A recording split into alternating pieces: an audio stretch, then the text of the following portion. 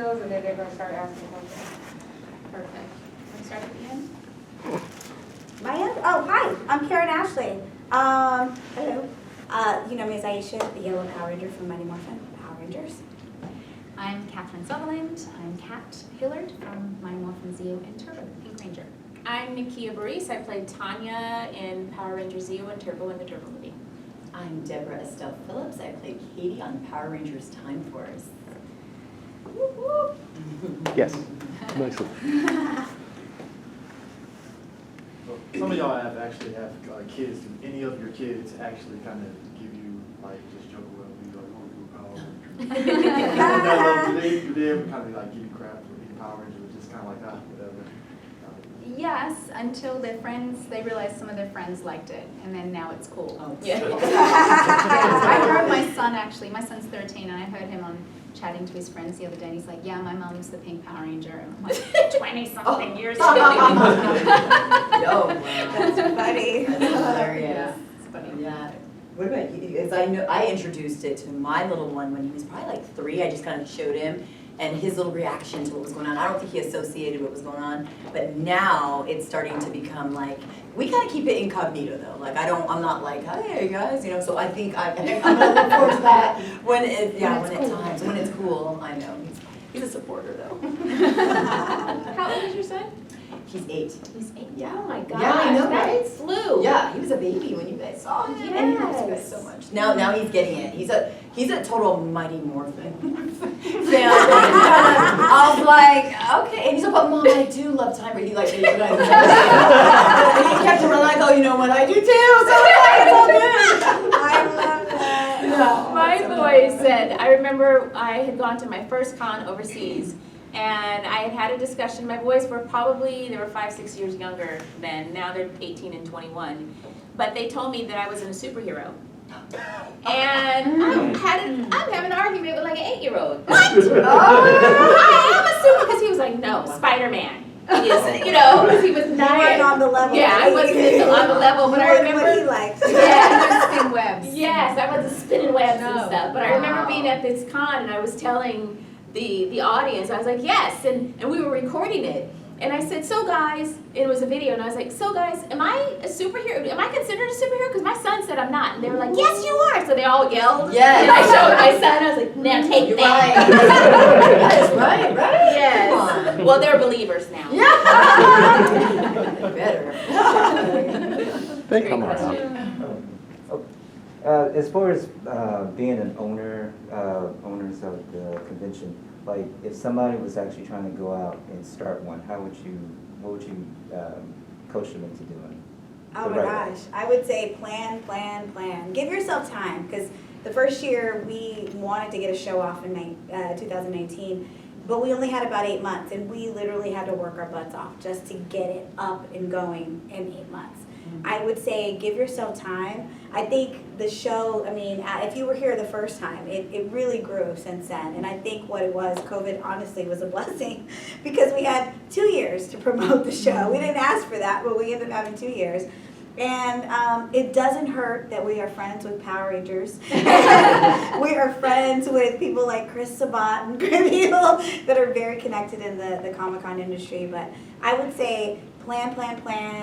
Get some solid people around you. And there have been times we had friends that were helping us, and we had to let go of our friends, because this is a business. You have to run the business properly. And what we wanted was for our friends to come, but to have the same experience that they have at all the other big shows. And we didn't want it to be like, oh, I'm just going to go do my friend's show. But they actually get treated like guests. They get everything they asked for, and they have a good time. You didn't get your Dom Perignon? And my Ferrari. That was a little excessive. Somebody didn't read That the was writer. like diva list. I actually think that they do an even better job, because they've been guests at cons. They know what the guests want, and they know how it runs, what works and what doesn't work. And so I'm very proud.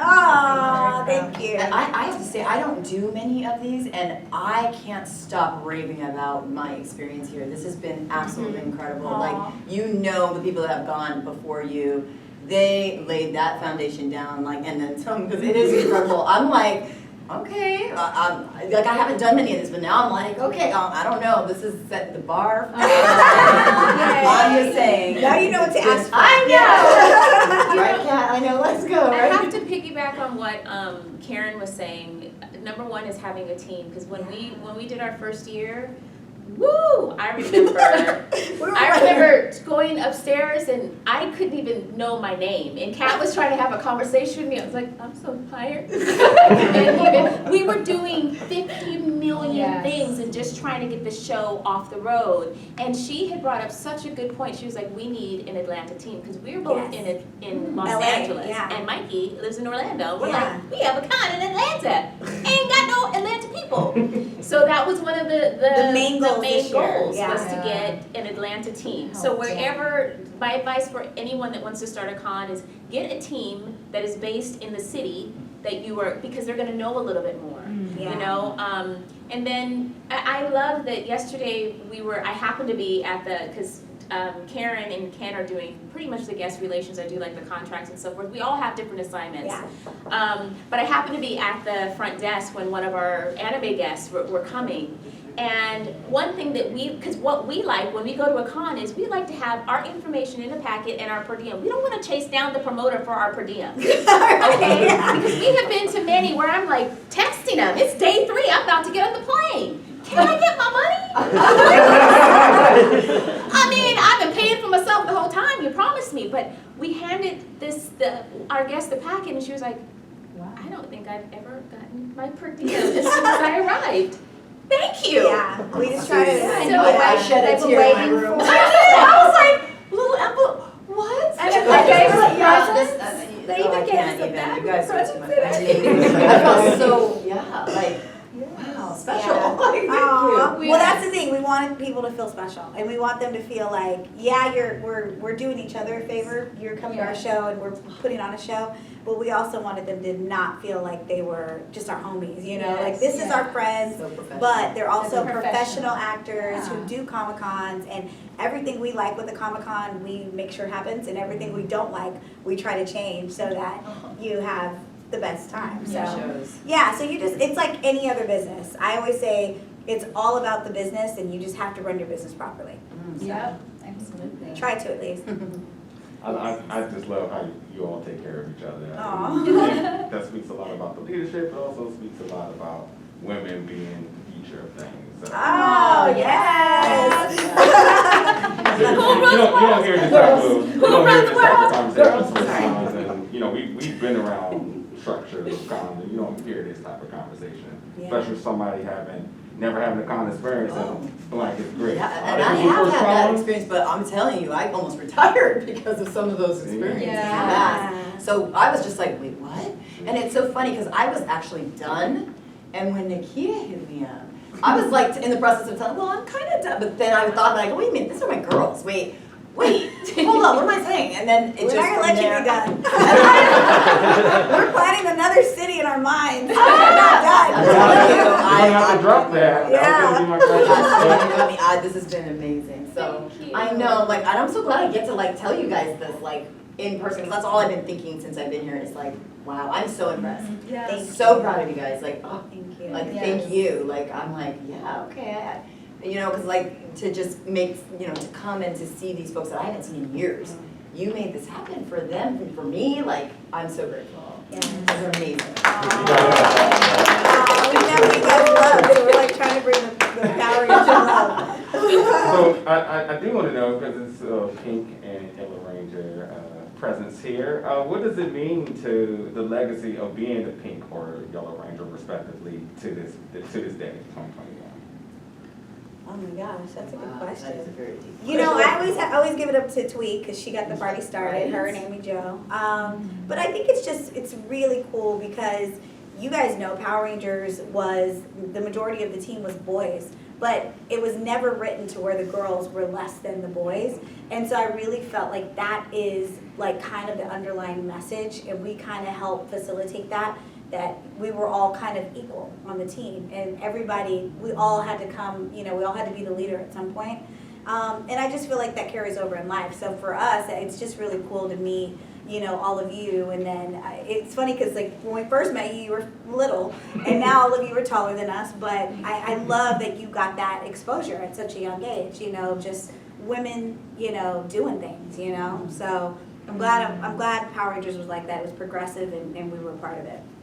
Yeah, absolutely. Well said. I love that we were a staple for a lot of younger kids that could see themselves represented on television. Whether you were in the yellow suit or you were in the pink suit, they had an opportunity to say, Mommy, Daddy, look, she looks like me. She looks like me. I could do that. We have gotten, I'm sure each and every single one of us have gotten now adult women coming to our table saying, I did this because of you. I saw you and I was inspired.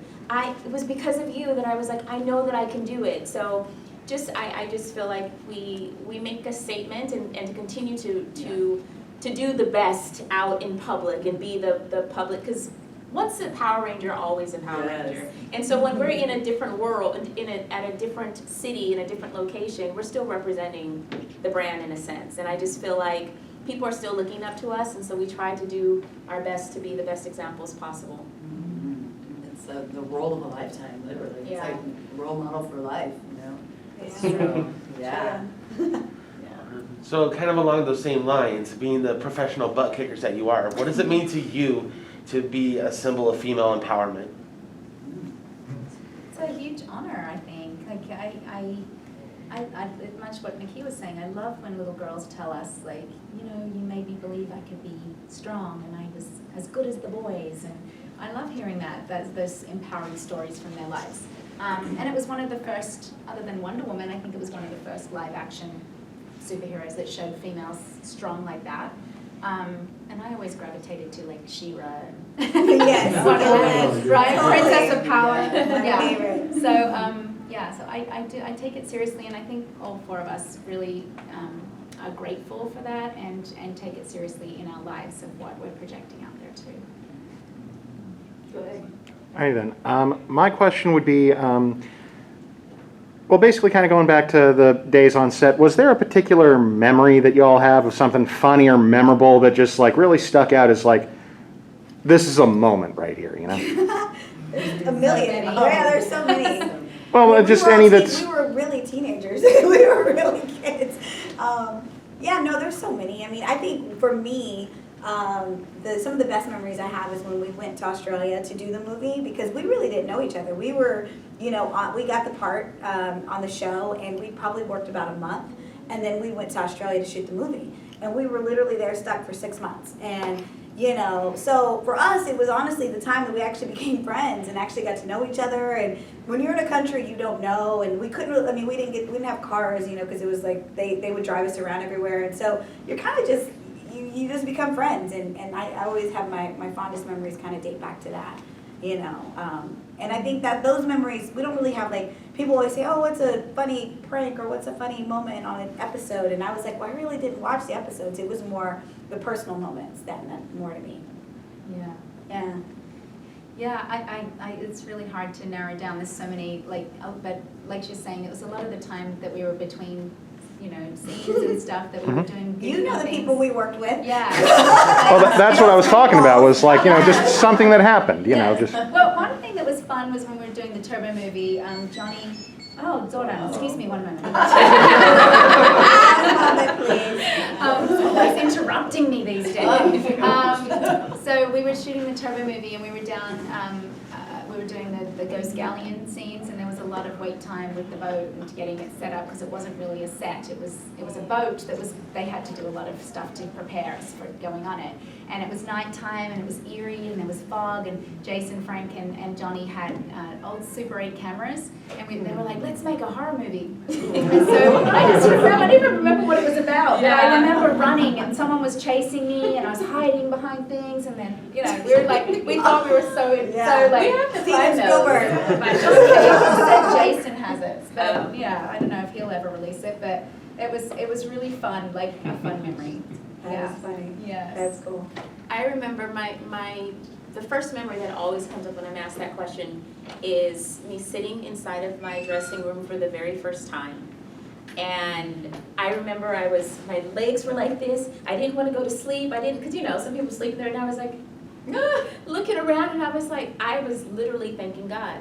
Because I was a college student at the time, studying to be an actress. I had just turned 21 when I started working, and to be blessed with a series regular job while you're still in school, I was thinking, Jesus. I was just like in awe, in absolute awe. I saw my name on the door. I was like,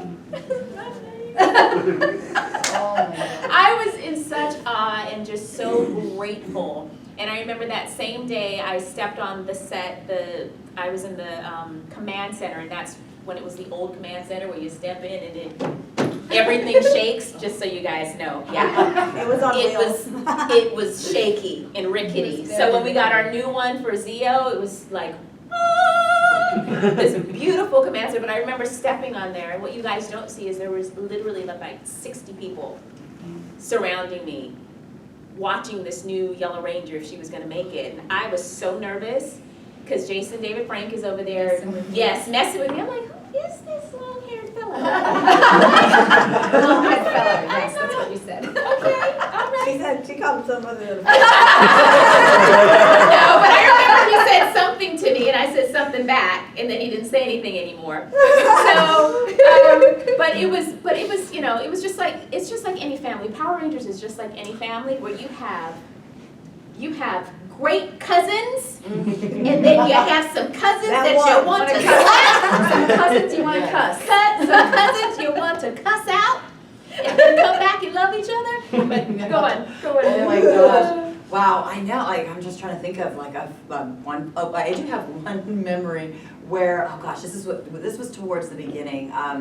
We had the moment, I don't know if you remember the scene where we are trying to determine whether or not Wes has the DNA of Alex. And so we are in this we have no clock tower at this point, so we're like in this area, and there's like this, there's a lot of like boxes and crates around. Well, anyways, as we were filming the scene, I ended up spending most of the time in the hospital that particular scene. So they had to like film everybody else's close-up because one of our prop guys dropped a crate on my hand when we started the scene. And my head was turned, so it was like bam, and this guy was kind of known to like be a little bit Clumsy. Yeah, you said it, right? I didn't want to be the one to say it, but yeah. And so I was like, no, it was all dramatic. And they were like, oh, you know how they are, like, okay, that's it, take her to, like, it was just like this whole dramatic thing. It was just like my finger. But for whatever reason, I was limping away. And they'll remind me, Michael would be like, remember when you were like, I'm like, Dora, why were you limping? I'm like, I don't know.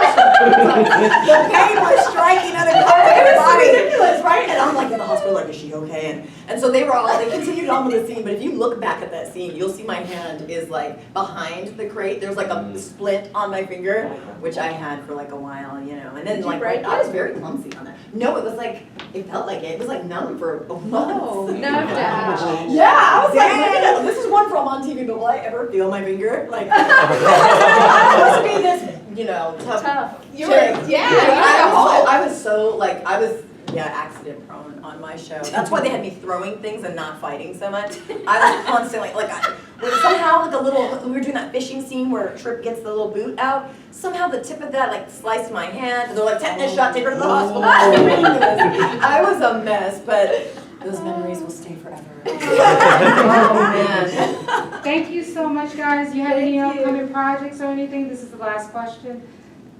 Oh, they're not gonna, you guys are gonna see this, you're not coming. But Kat and I have a YouTube channel called Power Rangers Playback. And we have some really, really great content. Debbie's been a guest, Karen's been a guest. We have game show trivia, skits where I play Doris. I play Doris. And she talks like this, she's a smoker. And Nancy. She has Negative Nancy. We have a couple of characters that we play, and we've had a couple of guest stars on their Power Ranger guest stars. So yeah, check out Power Rangers Playback. And we have the podcast. Did you mention that? Oh, no. No, we have a podcast also called Super Chat with Kat and Nakia, which is a little bit more of a insight into our lives and things that are going on in the world, and a little bit more of a deviation from Power Rangers. We just launched our second season last week, which we have guests that are, you know, some really intense topics and other things that are more inspiring and motivational. So it's really, we're very proud of it, so check it out. And check out Danger Force. Yes. I play a mother. I play the mother to the two She's on twins. Oh, is this on Netflix? Is it on already? It's on Nickelodeon. Nickelodeon. Yes, Okay. I'm a mother to two superhero children, full circle. Yes, yes. Thank you guys. Thank Thank you. you. Yes, thank you. Thank you. Karen, the future city, where you gonna go? We are, we have an don't know idea. yet. We don't